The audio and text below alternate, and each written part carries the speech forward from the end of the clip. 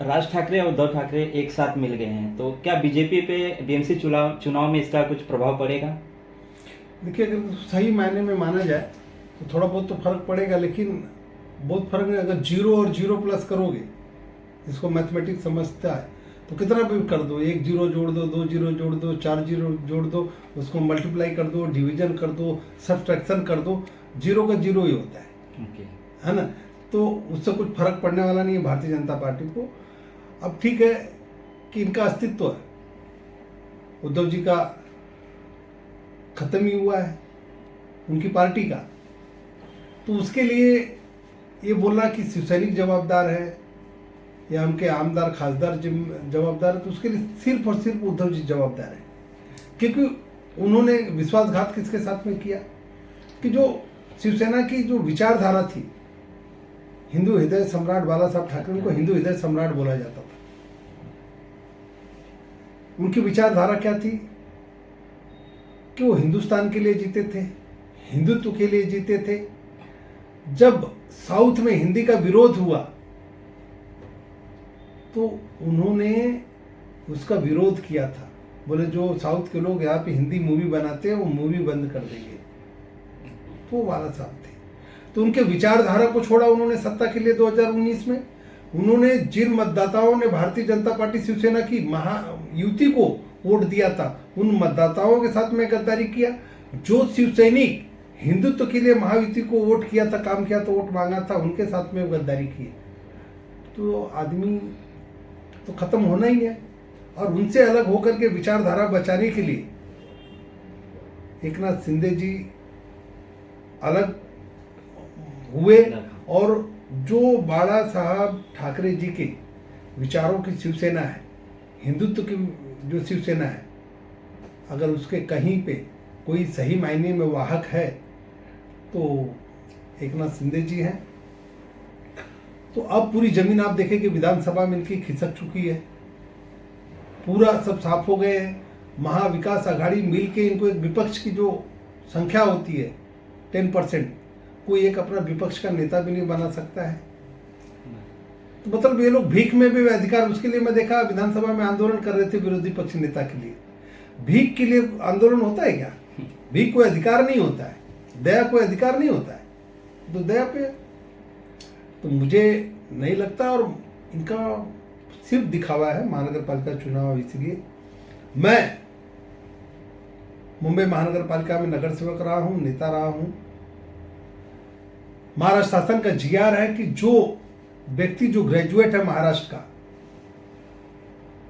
Engineer है, engineer जो होके पास होके आते नए बच्चे, उनको 2.5 लाख तक का काम मुंबई महानगर पालिका ने हर वार्ड में देना चाहिए।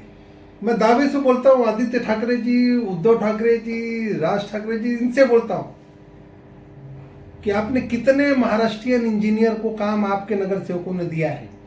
भारतीय जनता पार्टी के सब नगर सेवकों ने 100% काम दिया है। हम सिर्फ दिखावा नहीं करते। वो बेरोजगार हैं, इंजीनियर हैं, मराठी हैं, मराठी भाषिक हैं, उनका अधिकार है, वो देना ही चाहिए। वो हम लोगों ने दिया। इन्होंने कितने कॉन्ट्रैक्टर को दिया है? एक भी कॉन्ट्रैक्टर को काम नहीं दिया है। आश्रय योजना में बीजे सिरके नामवंत कॉन्ट्रैक्टर है महाराष्ट्र के, जहां पे बाकी कॉन्ट्रैक्टर, अन्य भाषिक कॉन्ट्रैक्टर 5,000, 7,000, 8,000 स्क्वायर फुट का रेट कोट किया था कंस्ट्रक्शन का, उतना होता ही नहीं है। करीब करीब 2,000 करोड़ का भ्रष्टाचार है, मैंने निकाला था, उस पर इंक्वायरी लगाया था। अभी मैटर हाई कोर्ट में है, पीएल फाइल है। वहीं पर बीजे सिरके सबसे कम रेट कोट किया, 3100 स्क्वायर रुपया पर स्क्वायर फुट कंस्ट्रक्शन कॉस्ट। उससे काम निकाल करके किसको दिए? कौन से भाषिक था? तुमको पैसे के लिए सेठ जी चलते हैं और भाषा के नाम पे राजनीति करना है। 117 जिन्होंने सारे एग्जाम, 117 टीचर आजाद मैदान पे आंदोलन कर रहे थे 2021 में, उनको नौकरी से वंचित रखा गया। और उनको रीजन क्या दिया गया? उनका पाप क्या?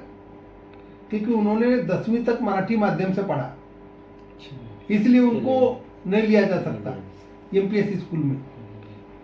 तो कौन सी बात कर रहे हो? उनका स्टेटमेंट देख लीजिए, मैं बाइट भेजता हूँ आपको। वो सब बोल रहे हैं कि हम आदित्य ठाकरे जी को मिले, मुख्यमंत्री जी को मिले, कुछ नहीं हुआ। वो डेलीगेशन लेके हम लोग लड़े, हम उनके लिए लड़ाई किए। तो सिर्फ इनका दिखावा है, नाटक है। और कितने मराठी माध्यम के स्कूल बंद हुए, एमपीएस खुले। तो भाषा जो है कहीं न कहीं लोगों को जोड़ने का काम करती है, भाषा तोड़ने का काम नहीं करती है। तो ये सिर्फ दिखावा है। मतलब मराठी नहीं, महाराष्ट्र नहीं, मुंबई महानगर पालिका की जो उनकी दुकान है, जो रोजी रोटी जो बंद हो गई है ना, महाराष्ट्र की जनता ने तो बंद ही कर दिया। अब मुंबई में वो दुकान किसी तरह खुल जाए, ये एक असफल प्रयास है। लेकिन मुंबई की जनता पहचानती है कि उनका एक फुटपाथ खा गए, उनके हॉकर इन्होंने बिठा के हॉकर से पैसा खा रहे, गटर खा गए। मुंबई के ओपन स्पेस पे इन्होंने झोपड़पट्टी बनवाया, है ना। सब यहाँ के गार्डन खाए, यहाँ के हॉस्पिटल खाए, कोविड में भ्रष्टाचार किए, बेड में किए, दवाई में किए, राशन में किए, खिचड़ी में किए। तो मुंबई की जनता जानती है। और ये चुनाव भारतीय जनता पार्टी या महायुति का मुंबई का चुनाव नहीं है, महानगर पालिका का। ये मुंबई की जनता उद्धव ठाकरे जी के भ्रष्टाचार से, पाप से लड़ेगी। उसमें महायुति भारतीय जनता पार्टी, एकनाथ शिंदे जी और अजित दादा की पार्टी, शिवसेना और राष्ट्रवादी मिल करके उनका साथ देंगे। और आने वाले चुनाव में जब भी हो तो उस समय महायुति का महापौर बनेगा। मैं इतना ही बोलना चाहता हूँ। Thank you sir.